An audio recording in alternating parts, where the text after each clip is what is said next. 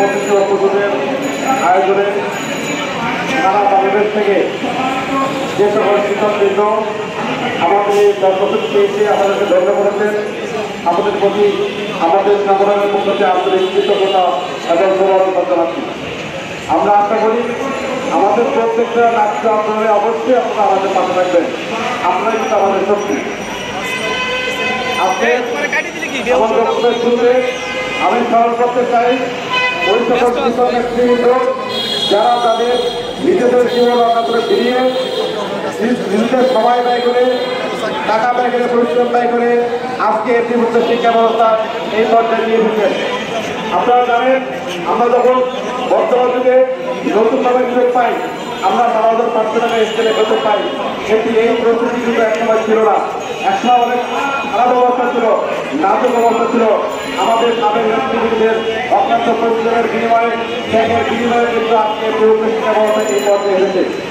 সম্মানিত শিক্ষকবৃন্দ, আপনারা জানেন আমাদের ঐক্য হয়েছে, আজকে ঐক্যের শক্তি কত বড় 5ই আগস্টে কিন্তু দেখা গিয়েছে। 5ই আগস্টের ঐক্যবদ্ধ শক্তিটাই কিন্তু একটি স্বৈরশাসনের পতন হয়েছে। আজকে একটি শিক্ষক দ্বারা বদলি পদ্ধতি আমাদের কমিটি নিয়োগ, এনটিএসের সনদবিহীন, এনটিএসের সনদ সহ এবং সুপারিশযোগ্য সকল শিক্ষকদের আজকে ঐক্যবদ্ধ। সুতরাং এই বদলি না দিয়ে কিন্তু পার পাওয়া যাবে না। আপনারা জানেন, আমরা ধর্মময় মন্ত্রণালয়ে গিয়েছি, আমরা অনেকবার পুরোধিকতা চালিয়েছি, কিন্তু আমাদের পুরোধিকতা বারবার ব্যর্থ হয়েছে।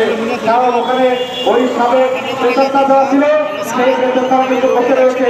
আমাদের সুবিধা পেলে আমাদের আইন হয়তো পদ্ধতি হবে, সরকারের কাছে আমাদের মাইন্ড পদ্ধতি হবে, এই কারণে কিন্তু আমাদের পদ্ধতি হচ্ছে না। আপনারা জানেন 2023 সালের জুলাই মাসে এখানে একটা তীব্র আন্দোলন চলতেছিল। এই আন্দোলনের সময় গাজীপুরে একটি কর্মশালা হয়েছিল। সেই কর্মশালায় কিন্তু আমি একমাত্র করেছিলাম এবং সেখানে শিক্ষা প্রশাসনের মন্ত্রী প্রতিমন্ত্রী সহ শিক্ষা সচিব মহোদয় সহ বিভিন্ন শিক্ষা দপ্তরের ডিজি মহোদয় ছিলেন।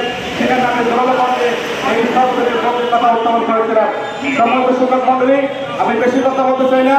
বক্তব্য একটাই, বদলির দাবি মানতে হবে, সাংগঠনিক বদলির দাবি মানতে হবে। শিক্ষকরা আন্দোলন শুরু করবে। আজকে আমাদের আন্দোলন শুরু হয়েছে। আজকের মধ্যে যদি দাবি মেনে না নেওয়া হয়, আমাদের এই অবস্থান কর্মসূচি অনশনের মাধ্যমে সারা বাংলাদেশের যারা তরুণ প্রজন্মের বদলি প্রত্যাশী শিক্ষক রয়েছেন, কেউ শিক্ষককে ফিরিয়ে যাবে না। শিক্ষা ব্যবস্থা ভেঙে পড়বে। সুতরাং এই মানসিক শিক্ষার্থী আমরা এই নির্দিষ্ট মানসিক অবস্থা নিয়ে আমরা প্রতিদিন পাঠদান করতে পারবো না।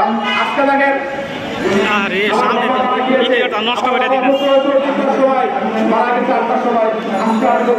আমার কাছাকাছি প্রতিষ্ঠানে চাকরি করতে পারতাম, তাহলে কিন্তু আমার বাবার বিভিন্ন জমি আমি দেখতে পারতাম। আমার মানুষ আমি চাকরি করে কবিতা আমার মৃত অনেক তাদের খবরটা দিয়েছে। এই পরিস্থিতি কিন্তু আমাদের সবার যারা আমার প্রস্তুতি সবার। সুতরাং আমার মনে হয় না